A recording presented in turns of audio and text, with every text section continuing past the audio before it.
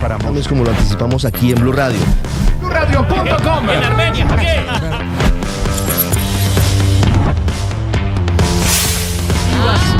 Llegó el momento de... A nuestros contemporáneos.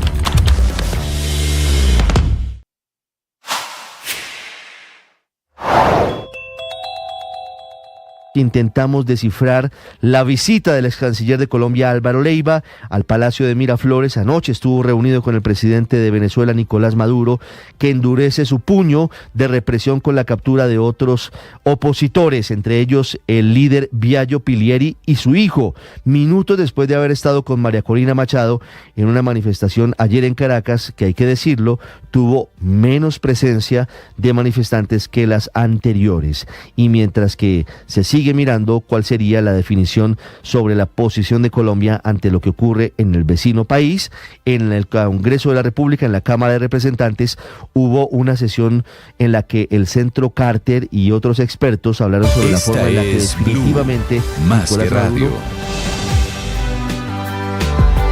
801, doctor Alfred Ballesteros, director de la CARA, Cundinamarca. Buenos días. Muy buenos días para la mesa de trabajo y los oyentes de Blue Radio. Doctor Ballesteros, ¿cuál es la realidad en blanco y negro de la denuncia que hay en torno a la planta embotelladora de Coca-Cola y el agua de La Calera? Bueno, digamos que hay una preocupación de la comunidad que no se ha manifestado de manera formal en el trámite administrativo, pero que ya es conocida por la autoridad ambiental. Algunos líderes ambientales consideran que se está poniendo en riesgo el abastecimiento de agua potable para las comunidades. Existe un trámite administrativo en la CAR desde el año 1983. En ese año se le otorgó por primera vez la concesión a esta empresa. Esta concesión ha ido teniendo algunas variaciones, algunas prórrogas cada 10 años, como lo ordena la norma. Y en este momento la concesión está vigente, expira el 31 de diciembre de este año y se encuentra en trámite una solicitud por parte de la empresa titular de la concesión para que se renueve la misma. La empresa titular es la Industria Nacional de Gaseosas. ¿Qué está haciendo la CAR? La CAR está haciendo lo que técnicamente corresponde, un estudio hidrológico para determinar las condiciones de oferta y demanda hídrica en esa microcuenca. Establecer si sí hay agua disponible para uso industrial para poder renovar la concesión, o si por el contrario técnicamente no es viable, porque obviamente primero el derecho de los ciudadanos a acceder a agua potable para consumo humano. Ese es el estado actual de esta concesión. Ha habido en redes demasiada especulación frente a muchos temas, pero hay que aclarar que el sitio donde se hace la captación, donde están estos 7 manantiales, no hace parte de ninguna microcuenca abastecedora del embalse San Rafael. Estos 7 manantiales tributan a la quebrada San Lorenzo, que a su vez conduce a la quebrada La Socha, afluente del río Teusacá, pero llega al río Teusacá en el momento en que el río ya ha pasado por el embalse San Rafael. Es decir, que no tienen nada que ver con los temas del racionamiento en Bogotá. No porque pero esa precisión es muy importante, doctor Ballesteros, porque se ha tejido una narrativa, como se dice ahora, en torno a la posibilidad de que esta fuera una de las causas del racionamiento en Bogotá y del bajo nivel, por ejemplo, del embalse de San Rafael. Esto que usted nos explica es fundamental para desmentir esa información. Claro, pero adicionalmente es una concesión de 3.23 litros por segundo. Hay que aclarar que cuando en el año 2014 se renueva la concesión, se le reduce a menos de la mitad. Hasta ese momento la concesión estaba en 7.6 litros. En el 2014 tomamos la decisión de reducirla, a pesar de que todavía no se veían los efectos del cambio climático y la disminución de caudales en las fuentes hídricas que se han visto de 5 años para acá. Hoy tienen 3.23 litros por segundo y recordemos que el consumo de los bogotanos hoy se acerca a los 16 metros cúbicos por segundo. Es decir que porcentualmente también es un poco complejo entender por qué se atribuye a concesiones como este al racionamiento, cuando 3.23 litros frente a 16 metros cúbicos segundo, pues no hay proporción. En realidad es un porcentaje demasiado bajo frente a lo que consumen los bogotanos, y no es un agua que llegue al embalse de no existir esta captación. Pero doctor Ballesteros, si no sale del embalse San Rafael, ¿de dónde sale el agua que le están entregando a esta concesión? Son 7 manantiales que están localizados en la vereda Santa Elena del municipio de La Calera, en la parte alta del municipio de La Calera, pero como para que me entiendas, digamos, y en ubicación geográfica, ellos están localizados más hacia el norte de donde está San Rafael, de tal forma que esta agua, si no se captara allí y discurriera, llegaría al río Teuxacá y luego llegaría al río Bogotá, pero no llegaría a San Rafael. Y esa agua, doctor Ballesteros, que están dejando de recibir hoy las personas que se quejan en La Calera, que viven en La Calera, ¿por qué son las dificultades en este momento? Porque la queja es que están entregándosela a esta concesión, usted ya lo desmiente, dice que no sale del embalse San Rafael, pero ¿por qué están teniendo esas dificultades de agua entonces? Bueno, recordemos que con el fenómeno de Niño que empezamos a vivir desde octubre del año pasado y hasta abril de este año, todo el departamento de Cundinamarca. Doctor Ballesteros. Seguramente las comunidades que están en esta vereda no fueron la excepción. ¿Me estás escuchando bien? Sí, lo escucho, doctor Ballesteros, adelante. El fenómeno de Niño generó un desabastecimiento de agua en todo el departamento. La Calera no fue la excepción, tuvieron problemas graves de abastecimiento y desde la CARE entendemos que la comunidad tenga la preocupación, entendemos el derecho que tiene la comunidad de exigir que el agua debe ser primero para ellos. Yo me voy a desplazar el 15 de septiembre a la zona, a escuchar a las comunidades, vamos a hacer el estudio hidrológico, lo vamos a socializar con las comunidades y la decisión que se va a tomar será eminentemente técnica. Si el agua solamente alcanza para las comunidades, pues solamente se le otorgará el acceso a las comunidades. Pero si el balance hídrico de la microcuenca nos indica que el agua alcanza tanto para las comunidades como para otra clase de usos, pues esa es la administración del recurso natural que debemos hacer en la autoridad. Pero el 15 de septiembre, que es en 2 semanas larguitas, doctor Ballesteros, cuando usted vaya, muy seguramente la comunidad le va a preguntar lo que quieren entender alrededor del agua, y es si ustedes le van a renovar la concesión a Industria Nacional de Gaseosas. ¿Ustedes ya tienen esa respuesta? No, porque apenas estamos elaborando el estudio hidrológico. Es posible que no lo tengamos tampoco para el día en que yo vaya, pero igual queremos entender los argumentos de la comunidad, queremos escucharlos, porque también tenemos otra información y es que la comunidad ha convivido de manera tranquila con esta actividad industrial de embotellamiento que la comunidad labora en la planta que está allí. Entonces queremos ir a escuchar a la comunidad. Hoy lo que tenemos es una información de redes sociales de personas que no viven en la zona. Entonces queremos escuchar a la comunidad, terminar el estudio, quizás no sea una sola la reunión con la comunidad, sino deban ser varias las reuniones con la comunidad. A finales de octubre tenemos la visita técnica dentro del expediente y en esa visita ya se verifica si la empresa que ha tenido el permiso ha venido cumpliendo con las obligaciones, con las compensaciones ambientales que se le han impuesto, y este es otro factor para establecer si es procedente o no la renovación. Y será seguramente hasta el mes de noviembre que ya con los insumos técnicos y después de haber escuchado a las comunidades, la corporación tome la decisión que corresponde. Doctor Ballesteros, ¿cómo se saca exactamente el agua del subsuelo? Es decir, ¿cómo un agua que está bajo tierra termina en una botella de Coca-Cola? ¿Y qué consecuencias tiene extraer esa agua, no solo sobre el agua que le queda al resto de la comunidad aledaña, sino sobre el propio terreno? Bueno, no conozco exactamente los puntos de captación, por eso también quiero ir a conocerlos personalmente. Cuando miro en el expediente que son unos manantiales, presumo que son unos nacimientos de agua que brotan a la superficie y debe existir alguna estructura de captación allí, pero no la conozco personalmente. Yo le he pedido a las comunidades a través de redes sociales y de ustedes de los medios que se hagan parte del proceso. Es importante que las comunidades que me estén escuchando se constituyan como terceros intervinientes en este proceso para que tengan el derecho a obtener copias de la actuación, a presentar recursos, a pedir pruebas, a aportar elementos técnicos. Es un derecho de la ciudadanía. Ustedes estaban hablando ahora de Escazú. Estos derechos de participación ciudadana en la toma de decisiones ambientales es un deber para nosotros garantizarlos sin Escazú o con Escazú. Y qué bueno que las comunidades de La Calera se hagan parte del expediente. Hoy no están en el expediente, hoy no hacen parte del expediente. Y es necesario para formalmente también dar trámite a estos requerimientos. Doctor Ballesteros, una última pregunta. ¿Quién es el encargado de renovar o no, de prorrogar o no la concesión a partir del próximo año para la embotelladora de Coca-Cola? La Corporación Autónoma Regional de Cundinamarca, a través de la Dirección Jurídica, tiene la competencia para decidir si se renueva o no se renueva, si se renueva o se modifican los caudales, o si se niega la renovación. Es una competencia exclusiva de la Autoridad Ambiental Regional por la norma nacional. ¿Y están en tiempo? ¿Lo van a lograr antes de diciembre? ¿Saber si se renueva o no esa concesión?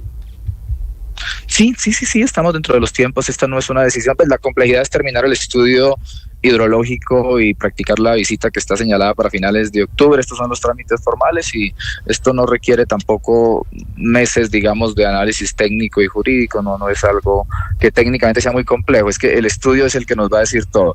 ¿Hay agua suficiente o no hay agua suficiente? Y con base en eso técnicamente se toma la decisión. Tengo un invitado muy especial desde Venezuela, a quien saludo en 30 segundos, pero antes de despedirlo, doctor Ballesteros, ¿cuál es hoy muy concretamente la situación de los embalses cercanos a Bogotá? No llovió lo que esperábamos que lloviera en esta época. Hoy, ¿cómo están las cosas? Bueno, nosotros lo habíamos dicho desde el mes de marzo, que era muy preocupante la situación de los embalses. El fenómeno de la Niña no se consolidó y los embalses hoy, en particular el sistema Chingaza, está cerca del 50%, con tendencia a la baja. Y esto es preocupante porque no se va a cumplir la meta de llevar este sistema al 70% en el mes de octubre, y eso quizás va a obligar a que el acueducto tenga que prorrogar o hacer más fuertes las medidas de racionamiento. Pero si me permiten unos segundos, más allá de eso, lo importante es que tenemos que empezar a pensar en otras alternativas, Bogotá. Sí, claro, por supuesto. No, reconectando, recalculando.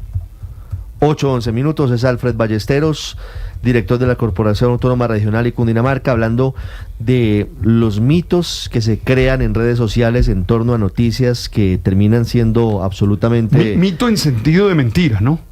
No, sí, tiene usted razón. Sí, tiene usted razón. Bueno, porque mito podría tener otra acepción. Sí. O sea, hay que ser claro, lo acabo de entender del doctor Ballesteros es que la narrativa que se está tejiendo no es cierta.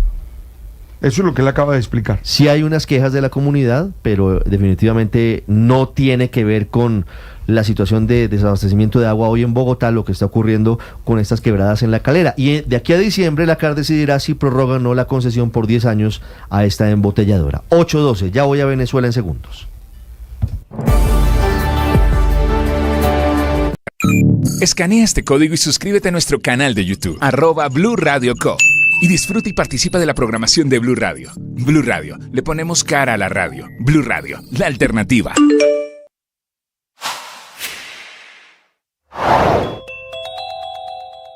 Hablando del presidente Petro, su aprobación cayó al 29%, de la cifra más baja desde que llegó a la Casa de Nariño. Se mantiene cerca del 30% que ha sido su base de electores y de simpatizantes, mientras que la desaprobación del presidente subió hasta el 66%.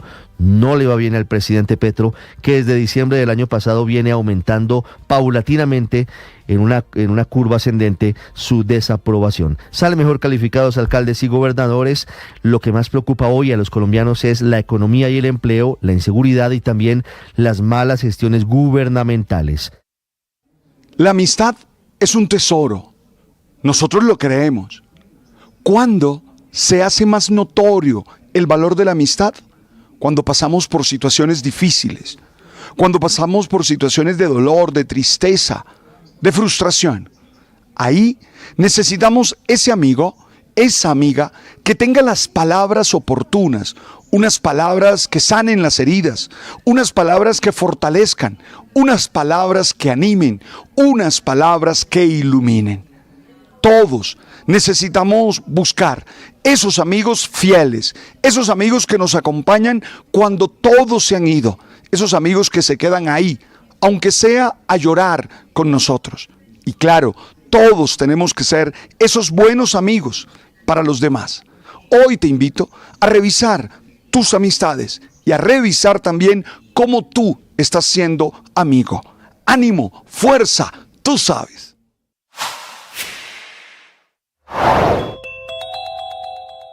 El presidente Petro explicó la polémica propuesta que hizo para que el Banco de la República emita dinero, prenda la maquinita de imprimir billetes, supuestamente para reparar a las víctimas del conflicto armado. A los críticos, a quienes consideran que esta es una medida que dispararía la inflación, el presidente dijo que sería una determinación del Banco Central y no como un préstamo del gobierno. Fue rechazada esta idea que plantea el presidente por Twitter, como es usual, por economistas, por exministros, por el presidente del Congreso, Efraín Cepeda, Cepeda, quien dijo que es una idea absolutamente inflacionaria que no es a esta hora viable para los colombianos.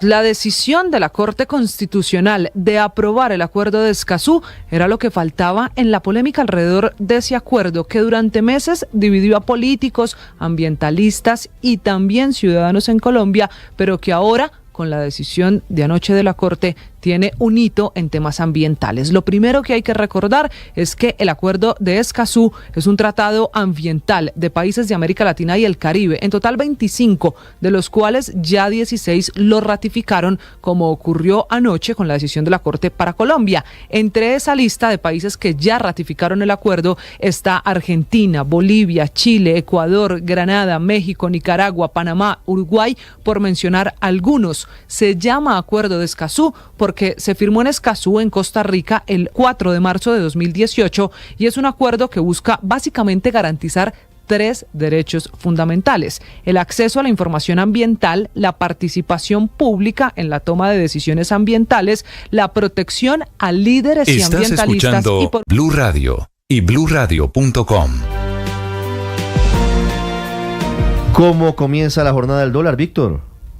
Ricardo, por primera vez en 20 días el dólar está superando otra vez la barrera de los 4.100 pesos. Este tema asociado, este movimiento de los últimos días, muy asociado a factores internacionales frente a las principales divisas del mundo. El dólar también se ha fortalecido, también está subiendo frente a las principales monedas de la región. En ese momento avanza 53 pesos, llega a 4.118 pesos el dólar en Colombia, máximos en 20 días. En el mundo sube 0,30%, el petróleo de referencia Brent está subiendo también 0,62%, se ubica por encima de los $79 por barril. En noticias claves para los mercados se conocen las cifras del crecimiento de la economía de los Estados Unidos durante el segundo trimestre de este año, con un crecimiento del 3%. Se acelera la economía estadounidense, Ricardo, porque los mercados estaban esperando un 2,8% y porque en el primer trimestre había crecido apenas 1,4%. Y en Colombia, el Banco de la República está reportando sus resultados financieros con corte a julio de este año. Su principal misión no es la de ganar plata, pero digamos, si administrando el portafolio de la nación, las reservas internacionales, genera rendimientos, pues esto le cae muy bien al presupuesto nacional. Hasta julio, el Banco de la República está ganándose cerca de 6 billones de pesos, utilidad que crece un 28,5% frente al mismo periodo del año pasado. Recordemos, la principal misión del Banco de la República no es ganar plata, es proteger el valor de nuestra moneda. Justamente, y evitar que crezca la inflación. Víctor, 8-18 minutos. Felipe, es increíble la forma en la que frente a todo el mundo la dictadura de Nicolás Maduro comete todo tipo de abusos, increíble, de violaciones a los derechos humanos, Felipe. Los secuestros de ayer frente a la opinión pública, en vivo y en directo. Pero es que es increíble. Y el silencio cómplice, ¿no? El silencio estruendoso de parte de nuestro gobierno. El silencio hace que se generen especulaciones, Felipe. El gobierno de Colombia intenta mantener ese canal abierto. Debo decirle, Felipe, que ese canal es posible que no se mantenga abierto todo el tiempo y que Nicolás Maduro eventualmente en algún momento se radicalice e incluso cierre ese canal con Colombia, y eso es lo que quiere evitar el gobierno. Pero es increíble, Felipe, que nadie hoy, lamentablemente desde la comunidad internacional, tenga la capacidad de, más allá de condenar y protestar por lo que está ocurriendo, pueda hacer algo más. Se llevan a la gente de las manifestaciones, líderes opositores, Felipe, que estaban con María Corina Machado, detenidos, salen de la marcha y se los llevan. ¿Por qué? Por protestar, por exigir que se respeten los resultados de las elecciones. Y van por el presidente electo y por María Corina, no le quepa a usted la menor Felipe, duda. veremos. ¿Y qué va a hacer la comunidad internacional? Bueno, ¿Seguir sacando unos comunicados insulsos? Felipe, han pasado muchas cosas en Venezuela en estos 25 años y lamentablemente todo esto ya lo hemos vivido. Don Juan Pablo Guanipa es uno de los líderes opositores venezolanos que estuvo ayer y que ha estado permanentemente al lado de María Corina Machado y de Edmundo González Urrutia. Y no solo ayer, ya en 3 oportunidades ha intentado ser detenido, secuestrado por el régimen de Nicolás Maduro y por fortuna ha evitado esa detención. Señor Guanipa, buenos días. Buenos días y muchas gracias a ustedes por esta oportunidad. Señor Guanipa, ¿qué fue lo que pasó ayer saliendo de la manifestación en el Centro Lido? ¿Cómo fue la persecución de la que usted fue víctima? Bueno, mira, generalmente cuando terminan las actividades que convocamos con María Corina, con Edmundo y con los dirigentes de los distintos partidos políticos, todos sabemos que tenemos el riesgo de ser perseguidos por la dictadura. Ya en nuestro caso es la tercera vez. Nosotros hemos tomado previsiones y salimos en moto. Eso dificulta que nos puedan capturar. En el caso del día de ayer salimos, yo iba con 2 motos que me acompañaban, éramos 3 motos, 6 personas, y eso permitió que pudiéramos prever adecuadamente que nos estaban siguiendo 2 motos y un vehículo, una camioneta de las que usa el SEBIN, de esas que no tienen placas para no ser identificados. Y bueno, la verdad es que ahí comenzó una persecución por una autopista en Caracas y pudimos lograr salir de eso porque el motorizado que yo tenía es una persona muy diestra y bueno, se metió en contraflujo, logró esquivar algunas cosas y al final no pudieron continuar con la persecución. Ya en ese momento habían detenido a Viallo Pilieri, a su hijo Jesús y a 2 personas que los acompañaban. Y bueno, lamentablemente los llevaron al SEBIN, que es el centro de torturas más grande de América. Nosotros pudimos salvarnos, pero eso no me llena de satisfacción. A mí me llena todo lo que está pasando de indignación. ¿Cómo es posible que en Venezuela estemos viviendo esto? ¿Cómo es posible que dirigentes que lo único que hemos hecho es luchar por la democracia y la libertad de Venezuela seamos tratados como delincuentes, mientras los delincuentes que están en el poder son asumidos ellos mismos como víctimas y nos persiguen por ser nosotros violadores de la Constitución y de la ley, cuando lo que tiene que hacer Maduro es ponerse en un espejo y decir todas las cosas que dice? Cuando él dice, mira, son fascistas, mírese al espejo, señor Maduro. Son oligarcas, mírese al espejo, señor Maduro. Van en contra del pueblo, mírese al espejo. Dan un golpe de Estado, mírese al espejo. Maduro tiene que verse al espejo para ver allí al destructor de este país y a quien nosotros vamos a sacar del poder, como ya lo hicimos con votos, pero con presión interna e internacional vamos a terminar sacándolo. Señor Guanipa, 3 veces usted ha sido víctima de estas persecuciones. En esta oportunidad la destreza, bueno, y en otras también, de los conductores que lo acompañan han evitado que sea detenido. ¿Cuáles son los cargos que presenta el régimen, por ejemplo, contra los líderes opositores que detiene? El caso del exdiputado Pilieri o por ejemplo, Perkins Rocha. ¿Cuáles son los supuestos delitos que cometen o por qué los detienen de esa manera?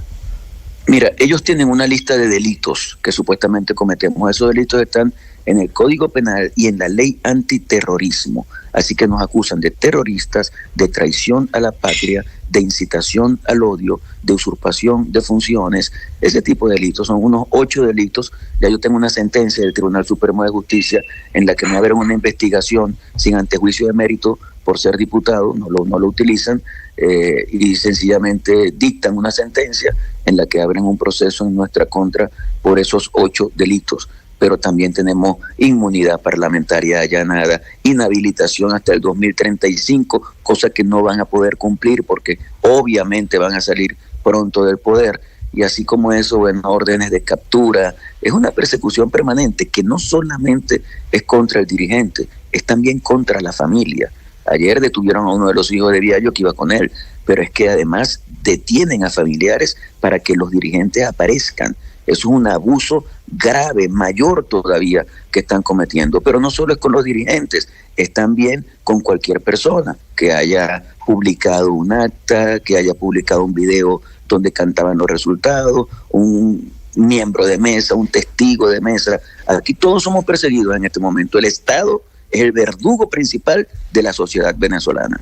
Señor Guanipa, ¿cuál es el futuro de las protestas, de la estrategia que dijo ayer María Corina Machado en un discurso que fue muy poderoso, muy potente, para buscar que el régimen de Nicolás Maduro salga del poder, abandone el poder el próximo 10 de enero, que es el día en el que se posesiona el presidente para el siguiente mandato? Se lo pregunto porque desde la distancia se ve, por ejemplo, que en las calles, no sé si ustedes lo percibió igual, ayer por ejemplo hubo menos personas en la concentración que en otras oportunidades. Al final, esta estrategia de calle no se desgasta y no termina todo esto jugando a favor del régimen. Mira, yo creo que cada día que pasa, Nicolás se debilita más, queda más desnudo, queda más en evidencia. Nicolás no ha podido demostrar la farsa que le metió al país y al mundo, y eso es algo que a nosotros nos llena de fuerza, porque fíjate que hasta el mismo presidente de México, que había advertido que él iba a esperar que saliera la sentencia del Tribunal Supremo de Justicia, cuando salió ese bodrio, tan burda esa sentencia, el propio López dijo, no, yo como que prefiero esperar las actas. No ha habido un solo gobierno democrático que haya reconocido a Maduro o que haya reconocido la sentencia que ha dictado ese falso Tribunal Supremo que no es de justicia, sino de Maduro. Entonces a nosotros nos corresponde continuar, nos corresponde seguir. Sí tenemos que revisar todos los temas de calle. Yo estoy muy satisfecho con la actividad de ayer en Caracas, en distintas ciudades de Venezuela y en distintas ciudades del mundo, porque si uno ve que hay menos gente, pero tienes la persecución, tienes la represión, tienes el miedo, tienes un día de trabajo, porque generalmente la convocamos los días sábados. Ayer había muchísima gente, y no solamente es la gente, no solamente es ver una foto, ver un video, es estar allí con la gente y sentir la energía, la disposición que tienen a seguir adelante. Mira, hermano, me quito el sombrero ante el pueblo venezolano. 25 años tenemos, y 25 años en los que no han podido colonizar nuestra conciencia ni nuestra cultura política. Así que nosotros seguimos adelante. No, Aníbal, le pregunto acá desde Caracas, este no reconocimiento a Nicolás Maduro a partir del 10 de enero, imaginamos, y que el mundo reconozca a Edmundo González, ¿no es caer de nuevo en lo que ocurrió con Juan Guaidó en 2019? ¿Se parece? ¿Es distinto? ¿O sea, hay alguna diferencia? ¿Dónde estaría? No, mira, no se parece. Primero, yo reconozco todos los esfuerzos que desde hace muchos años mucha gente ha hecho por la liberación de Venezuela. Lamentablemente no se ha logrado el resultado, y eso quizás hace que algunos liderazgos crezcan o decrezcan. En este caso, nosotros hemos logrado, primero, ganar la elección. Segundo, ganar por una diferencia abrumadora. Y en tercer lugar, lo más importante, logramos demostrar ese triunfo. Eso no había pasado antes. Eso ha pasado por primera vez en este momento, porque cuando Enrique Capriles fue candidato en 2013, yo tengo la certeza de que ganó. Pero al final, las actas, las benditas actas, dijeron otra cosa, y hubo un resultado favorable a Maduro por unos 200.000 votos. Que eso que reflejó el abuso de poder, el ventajismo grosero del régimen, pero así fue en aquel momento. En esta oportunidad, las actas han sido tan contundentes que han dado un resultado abrumador en favor de Edmundo González, y haberlo probado cuando ellos intentaron ni siquiera entregar las actas, es algo que nos fortalece mucho. Con esa fortaleza, nosotros tenemos que seguir ejerciendo presión interna, presión internacional, y logrando también que los mandos medios, yo no hablo del alto mando militar, yo no hablo de los que dirigen las supuestas instituciones que están en manos de Maduro, pero sí hablo de sectores medios, de todas esas bases que están sosteniendo a Maduro, que puedan entender con la presión interna y la internacional que tenemos que cambiar y que tenemos que asumir que lo que produjo el pueblo venezolano fue un resultado que está demostrando que la soberanía del pueblo se manifiesta y que exige que sea respetada esa soberanía popular. Señor Guanipa, una última pregunta. ¿Qué tan cercana ve usted la posibilidad de una ruptura en el mando, en la unidad de las Fuerzas Armadas venezolanas? Se lo pregunto por el mensaje que ayer lanzó María Corina Machado desde el centro Lido en el este de Caracas, directamente a las fuerzas, que parecieran ser hoy el fiel de la balanza para definir lo que está ocurriendo en Venezuela. Se ve monolítica la cúpula, obviamente, Vladimir Padrino López y quienes han vivido durante años desde las Fuerzas Armadas del Estado venezolano, legal o ilegalmente, están unidos en torno a Nicolás Maduro.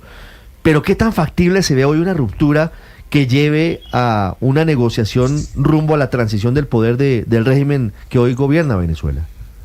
Bueno, mira, la unión que tú describes, que es del alto mando militar con Maduro, que es del fiscal general, del señor que preside el CNE, de la señora que preside el Tribunal Supremo o del que preside la Asamblea Nacional, es una asociación para delinquir. Y esa asociación para delinquir está sustentada en el poder, en la corrupción, en el dinero. Y eso es como cuando tú entras a un cártel, es muy difícil salir por los nexos que generas y las obligaciones a las que te comprometes.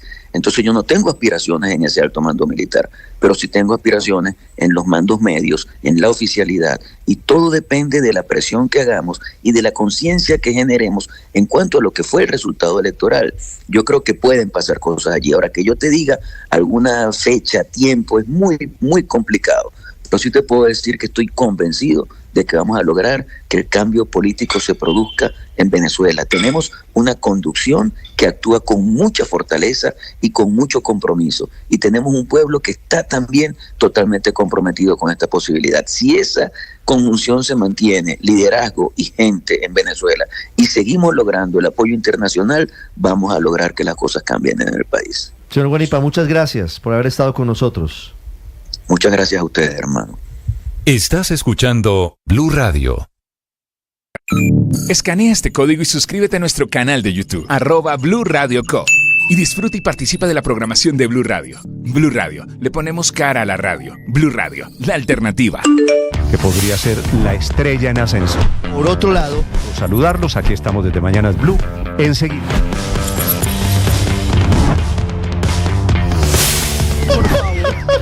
Empeorado por la crisis que además tiene hoy el sistema de...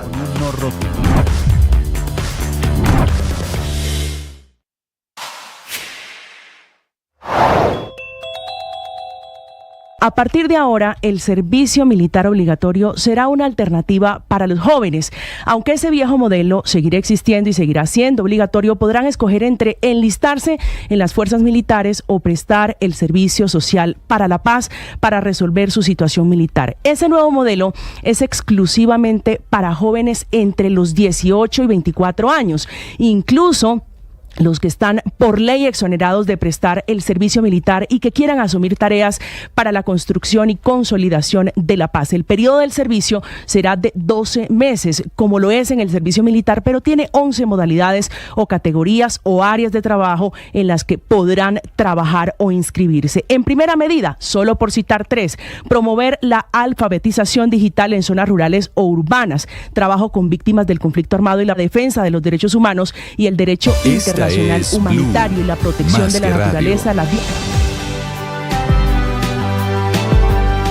8:32, se conoce la más reciente edición de la revista Time. La portada, sorpresivamente, no es Nicolás Maduro, no es Kamala Harris, ya lo fue, no es Joe Biden, tampoco Donald Trump, es el presidente de El Salvador, Nayib Bukele. Juan Camilo, ¿y cuál es el motivo?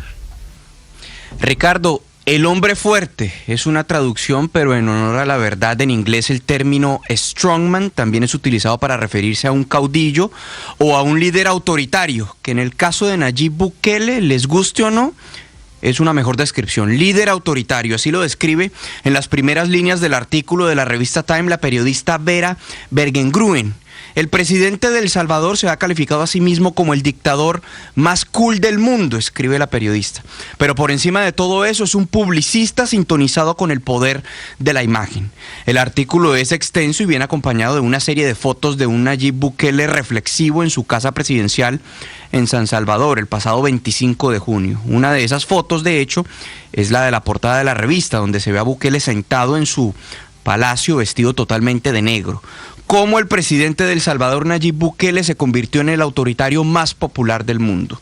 Se basa en una entrevista que realizó la periodista, dice la primera con un periodista extranjero en 3 años, y que fue una especie de vuelta de la victoria. Bukele ha logrado rehacer lo que antes era la capital mundial de la muerte en un país más seguro que Canadá, por ejemplo, a partir de una política de mano dura o de puño de hierro con la que ha metido a la cárcel a 81,000 personas. Su aprobación en estos días roza el 90% de acuerdo a Gallup. Su imagen está impresa en cadenas, pocillos, camisetas y otros souvenirs. Al llegar al aeropuerto en San Salvador, los visitantes pueden ver fotos enormes de él y de su esposa recibiéndolos, cuando vemos en nuestro canal de YouTube la portada de la revista Time a la que hacemos referencia. Y aquí es cuando la periodista se adentra en el lado oscuro de Bukele, el que está al margen de su popularidad. o quizás también el que explica su popularidad. Su desafío a las libertades constitucionales en su país y a los límites legales. Desde 2022 ha gobernado bajo estado de excepción o leyes de emergencia para suspender libertades civiles, incluyendo el debido proceso. Su régimen puede arrestar personas sin ningún tipo de orden judicial, incluidos menores de hasta 12 años. 1 de cada 57 salvadoreños está hoy encarcelado. Es la tasa más alta en todo el planeta. Los aliados de Bukele han despedido a jueces que lo contradicen y han llenado las cortes de gente leal a él, hasta el punto que le permitieron saltarse la prohibición constitucional de reelegirse.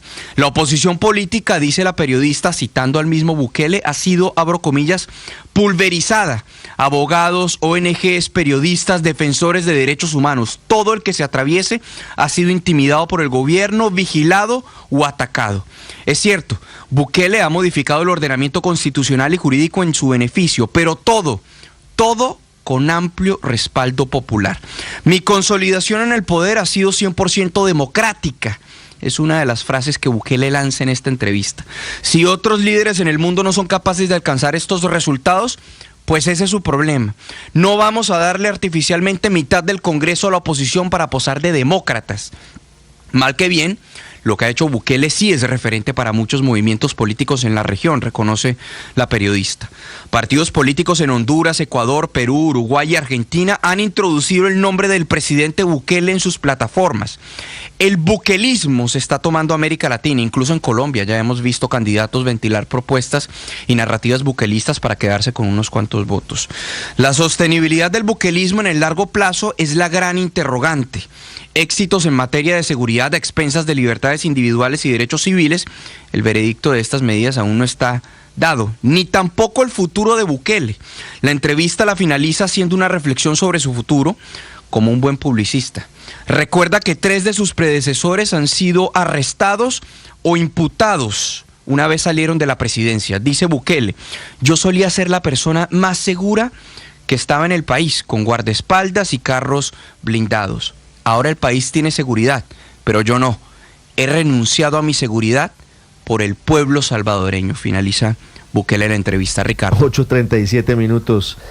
De izquierda o derecha, no importa de dónde sea, los dictadores tienen las mismas prácticas y a todos hay que rechazarlos. Ya regresamos en Mañanas Blue con noticias de la economía. Estás escuchando Blue Radio.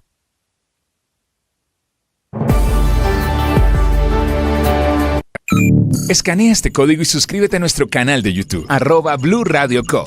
Y disfruta y participa de la programación de Blue Radio. Blue Radio, le ponemos cara a la radio. Blue Radio, la alternativa.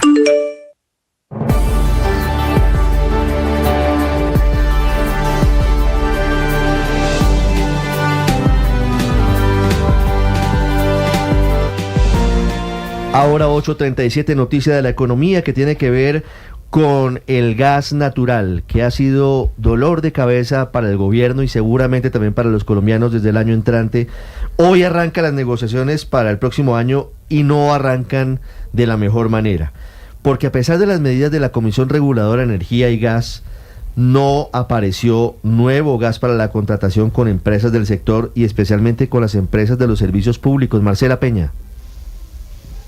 Ricardo, buenos días. El informe del gestor del mercado del gas que justo acaba de salir es demoledor. Hay 43.5 gigabTUs disponibles para venta en firme, exactamente el mismo punto en el que estábamos a finales de julio cuando Naturgas lanzó la alerta sobre el mercado. Esto a pesar de que la Comisión de Regulación de Energía y Gas, como usted lo menciona, sacó un par de resoluciones que buscaban que saliera a la venta gas en otro tipo de condiciones. Aún así, eso pues no funcionó. Acuérdese que Naturgas había dicho que las necesidades de contratación en firme, que ese es el único tipo de contrato que pueden tener, por ejemplo, las empresas que le llevan el gas hasta su casa, son de 120 gigabTU día contra 43.5 que tenemos en la actualidad.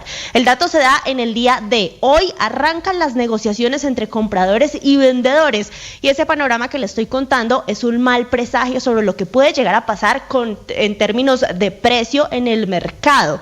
Tengan en cuenta que esto es un tema tema de contratación, porque el mercado tiene cierta tranquilidad y confía en que de todas maneras vamos a poder importar lo que nos falte y que nadie se va a quedar sin gas. Pero hasta este minuto en la página de Presidencia de la República no está publicado el decreto del Ministerio de Minas y Energía para facilitar la compra y venta del gas importado el año entrante y la posibilidad de ofrecer respaldos. La declaración de gas y cuánto gas puede salir a la venta puede ser modificada en cualquier momento de aquí en adelante, pero como le digo, pues arrancamos con el pie izquierdo. Hablando de gas importado, Calamari, que es una de las importadoras, la que suele comercializar el gas que viene a través de la planta de SPEC, dice que ellos podrían vender el año entrante 50 gigabTUs día de gas, pero no como venta en firme, porque acuérdese que en las condiciones actuales ese gas pues viene a ser un respaldo para el sistema. El resultado de las negociaciones sobre gas y a cómo nos queda el gas es algo que vamos a saber el 18 de octubre de este año.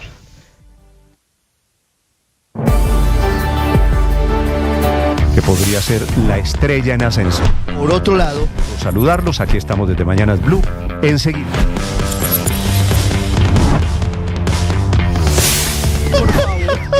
Empeorado por la crisis que además tiene hoy el sistema. Esta es Blue, más que radio. Felipe, finalmente se conoció el Inbamer Poll, la encuesta bimestral de Inbamer para medirle la temperatura al país, con datos que son muy interesantes para leer sobre lo que está pasando hoy, sobre el presidente de la República, sobre alcaldes, sobre preocupaciones de los colombianos. La verdad es que en términos generales, ahora entraremos en los detalles, Ricardo, la encuesta está mostrando un pesimismo impresionante. Yo quiero comenzar realmente, con eso. Pues en términos generales, ahora miraremos pero sí pues, es cada cierto. uno de los ítems, pero hay, lo que se nota es, no sé si depresión colectiva o pesimismo. No sé, Felipe.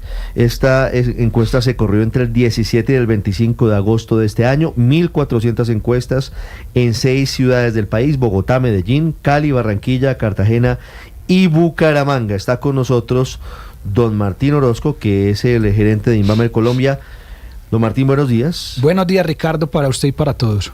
¿Cómo estamos de ánimo los colombianos según la encuesta? Sigue el pesimismo y empeora con respecto a junio. El 20% de las personas creen que las cosas en Colombia están mejorando y un 67% dice que están empeorando. ¿Y cómo estábamos en junio? En junio estábamos 23% mejorando, es decir, el mejorando cae 3 puntos y 69% empeorando. También cae 2 puntos, lo que quiere decir que una porción de personas se fue hacia el no sabe. Sí, y esos indecisos allí son fundamentales. ¿Cuál es el principal problema que tiene Colombia hoy según la encuesta, Martín? ¿Cuáles son los principales problemas? El principal problema es el tema de desempleo y economía. Sí. Un 27% de los colombianos respondieron ese. Luego el orden público y la seguridad. En tercer lugar está la mala función del gobierno y el sistema político con el 20%, y en cuarto lugar el tema de corrupción con el 12%. Es decir, más o menos se mantienen los problemas, pero cobra más importancia aún el tema de desempleo y economía. Héctor, 8:42 minutos. Sí, no hay duda, Ricardo y Martín, que evidentemente el clima de opinión, como se llama, a la respuesta a la pregunta de si las cosas van mejorando o empeorando, pues es un indicador muy malo, no de ahora, sino que viene hace varios meses, años incluso. La gente siente que las cosas están empeorando y que pues vamos, yo no sé, para el barranco. Ahí hay un clima de opinión de que en el país todo va mal, y eso pues habrá que ver a quién se le atribuye: a los errores del gobierno, a una generación de incertidumbre por parte de sectores de la oposición sistemáticamente. Alguien está cometiendo alguna conducta que conduce al país al desánimo, y ese desánimo se produce unos efectos muy negativos. Los efectos económicos, por ejemplo, son muy graves, porque la gente no hace inversiones, la gente no se arriesga a montar un negocio, pues porque se siente que todo va mal. Ahora, veo también, pero Martín me puede corregir, que en este caso, y como en los otros, buena parte de los movimientos que se registran en la encuesta, entre una encuesta y la otra, son movimientos relativamente pequeños dentro del margen de error, es decir, que todo sigue más o menos igual, de mal agregaría yo, pero igual. Sí, eso es cierto, Héctor.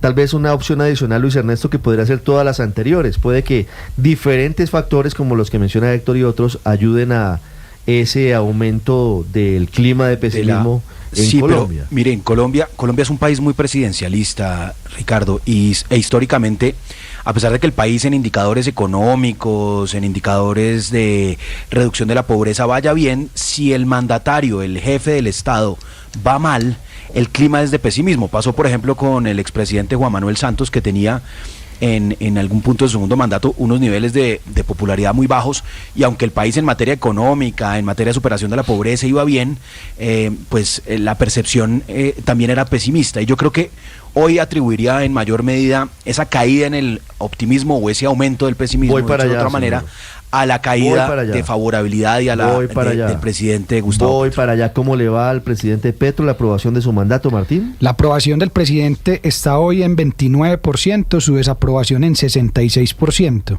Es el punto más bajo en las mediciones de este año, porque en febrero tenía el 35, luego bajó al 34, 32 y ahora 29. Y por ende su desaprobación en las últimas 4 mediciones, es decir, este año, estaba en 58, luego 60, 62, 66.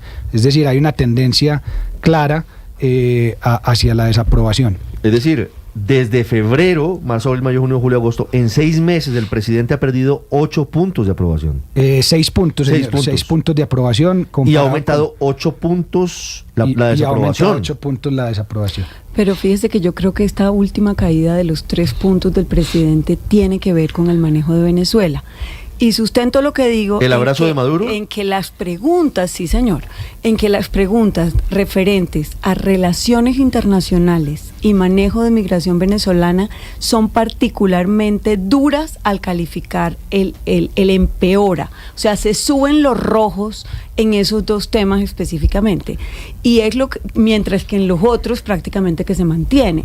Con lo cual yo creo que el manejo de lo que ha pasado en el último mes en Venezuela con las elecciones y de alguna manera esa posición que algunos consideran que es cómplice, otros consideran que es mediadora, otros consideran que es tibia, silencio diplomático, le ha costado a la imagen del presidente. 8:46, complementando ese análisis con que el 56% de las personas creen que en un futuro Colombia puede estar en la misma situación en la que está Venezuela en este momento. Bueno, ese espejo también es importante. Sí. Álvaro, 8:47 minutos.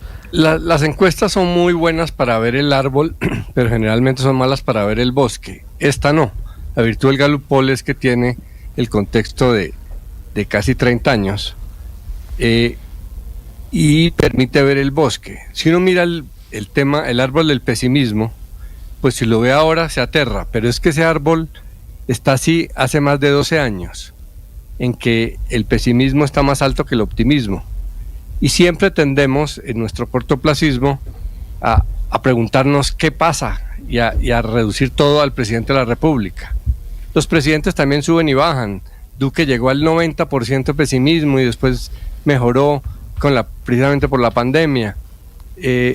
Entonces hay que preguntarse si no habrá un problema más estructural que la sociedad colombiana está reflejando en esas encuestas, porque pretender que los colombianos solo piensan hiperpolitizadamente, como muchos periodistas pensamos, solamente en los gobiernos es difícil.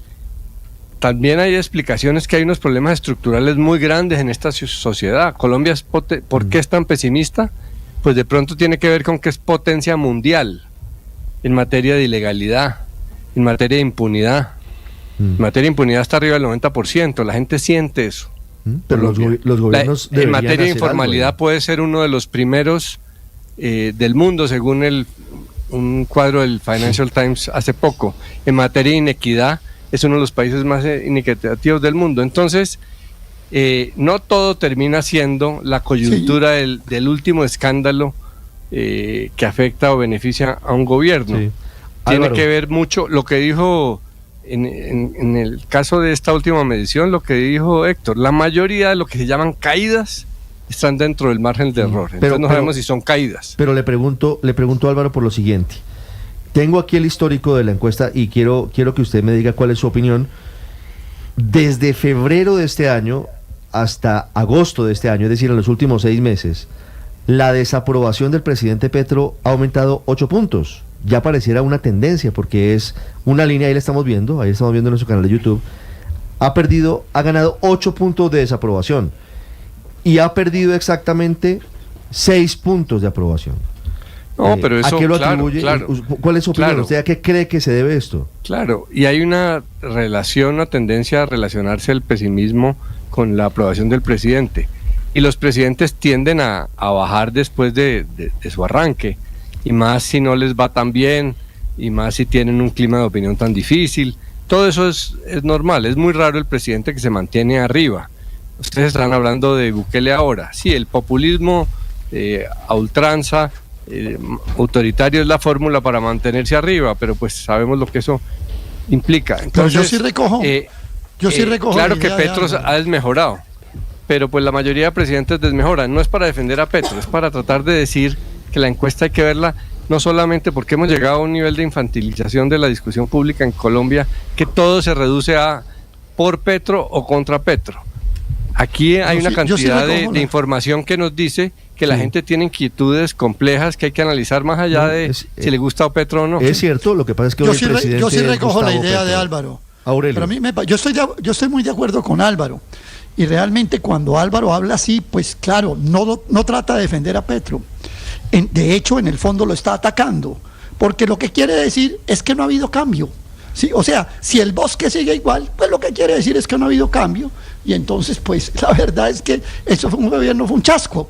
Porque si es el mismo bosque que estamos viendo desde hace 30 o 40 años, pues Petro pasó siendo uno más del montón de los malos que hemos tenido gobiernos durante todos estos tiempos, que sube y baja y oscila de acuerdo a las coyunturas. Se dice que Venezuela, se dice que la economía, el desempleo, la corrupción, sí, todo el mismo sancocho, que al final, ¿qué dice? Petro fue uno más de los 40 que nos han gobernado. Yo en eso coincido con Álvaro, el bosque es igual. 8:51. Pero yo creo que mencionaba María Consuelo algo que creo que es muy relevante, y es el espejo de Venezuela. Ella hablaba de la política afortunada o desafortunada del gobierno, pero en la medida en que Venezuela resulta tan evidente el rumbo equivocado que tomaron los venezolanos, aprobando una constituyente, viendo cómo cada vez se restringen libertades, derechos, los colombianos ven ese espejo claramente, y como nos lo decía Martín, ver muchas personas ven el espejo de Venezuela y dicen Colombia podría volverse como Venezuela, y por eso los juegos, a mi modo de ver, muy equivocados del presidente cuando habla de constituyente, cuando habla de reelección. De hecho la encuesta revela una cifra que es muy diciente, y es que un porcentaje muy importante, el 63%, 64% de los colombianos creen que el presidente está buscando la reelección, a pesar de que constitucionalmente es casi imposible, pero la gente sí siente que hay ese riesgo, y eso yo creo que le está costando caro al gobierno, así como también lo del día a día de la gente, no solo el bolsillo, la economía, que eso siempre afecta, sino también problemas como el que veíamos de desabastecimiento de medicamentos, de que se le estén demorando más las citas, y como el gobierno ha sido el responsable de administrar esa crisis y lo ha hecho mal, porque ha propuesto reformas que no funcionan, que estatizan, pero además tampoco ha resuelto el tema de la UPC.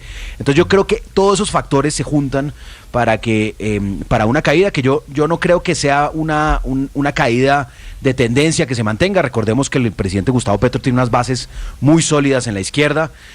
A pesar de que está en el 29, está mucho mejor de lo que estuvo el presidente Iván Duque, Andrés Pastrana. Es decir, sí, los presidentes en Colombia son impopulares, con excepción de Álvaro Uribe, que tuvo unos altísimos niveles de popularidad, pero lo que sí hay que decirle al gobierno es que distraerse con cambiar el escudo de Colombia, con cosas que no van a pasar como la constituyente o la reelección, lo que está es costándole favorabilidad. Lo que pasa es que los principales problemas para la gente hoy coinciden con falta de acción del gobierno en asuntos fundamentales. Por ejemplo, en materia económica, por ejemplo, en orden público, por ejemplo, y más que nunca, mala función del gobierno del presidente, que tiene el 20% de la opinión. Eso no es menor. por edades, por estratos, por ciudades. Martín, Sí, ¿qué dice la encuesta sobre la desaprobación y aprobación del presidente? Hablando de esos números, sí pareciera ser una tendencia, pues eso no puede asegurarse porque las tendencias se pueden cambiar, pero Bogotá, Medellín y Bucaramanga tienen una aprobación inferior al 30%. En Barranquilla tiene un 35%, en Cali un 31% y en Cartagena es donde mejor imagen tiene con 42%. Y cuando uno mira por rango de edad, Ricardo, sí es muy llamativo que en todas las edades, excepto entre los 18 y 24 años, está por debajo del 30%. A mayor edad, menos aprobación. Pero lo interesante es que, por ejemplo, la edad de 25 a 34 años, en la cual también tenía mejores números, ya cayó a menos del 30%.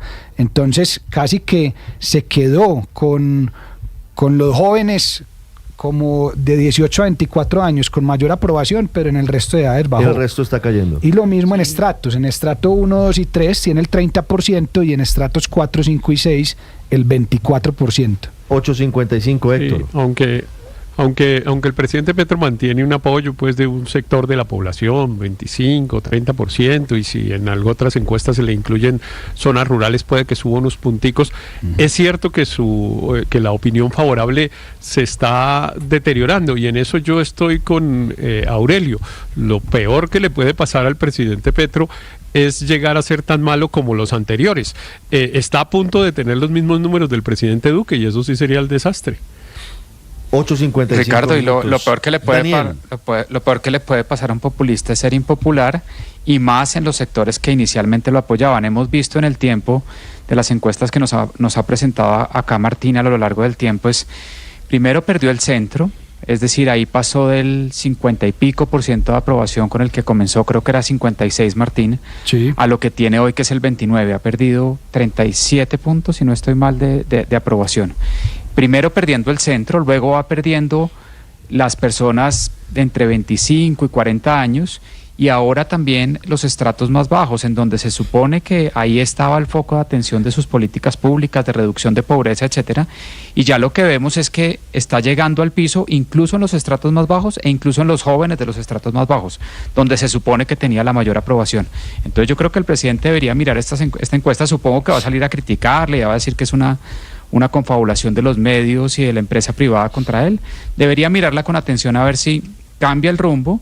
Y finalmente, Ricardo, sí, yo creo que en esta encuesta, nos dirá Martín exactamente su apreciación sobre esto, le están pasando factura, cuenta de cobro al presidente Petro por su posición sobre Venezuela. Sí, yo creo que todos los colombianos los que nos estamos dando cuenta.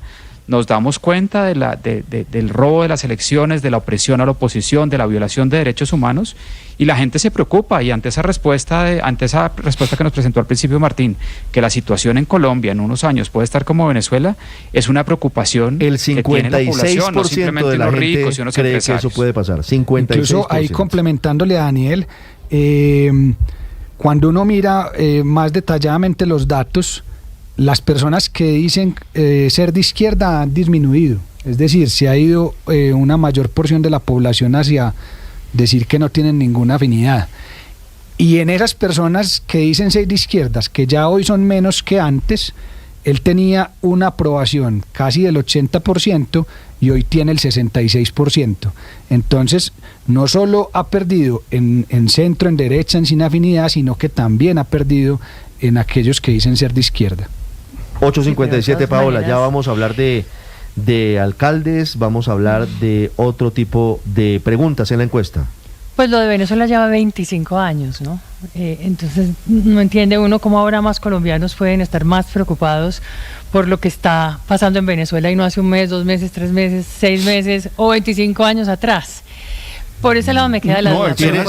Son las elecciones robadas que acaba de pasar un mes. Pero sí, padre, pero pues 25 años. Sí, no, pero no tengo. Pero sí tengo una teoría sobre lo del bosque, que me parece interesante lo que dice Álvaro y lo que dice Aurelio. Y es que yo creo que siempre hemos sido pesimistas los colombianos. Lo que pasa es que la excepción a la regla es el optimismo, y efectivamente es el optimismo como se ve en esta gráfica que tuvimos durante los gobiernos de Álvaro Uribe. Porque aquí nos permite mirar esta encuesta efectivamente los últimos 30 años desde desde febrero de 1994, Martín, y cuando usted ve eso se da cuenta que los colombianos somos pesimistas, siempre creemos que todo va mal y que lo raro realmente es cuando estamos en modo optimista. Luego lo que estamos viendo es más de lo mismo y aquí, Aurelio, efectivamente no ha habido ningún cambio. 8:59 minutos, otros puntos importantes de la encuesta.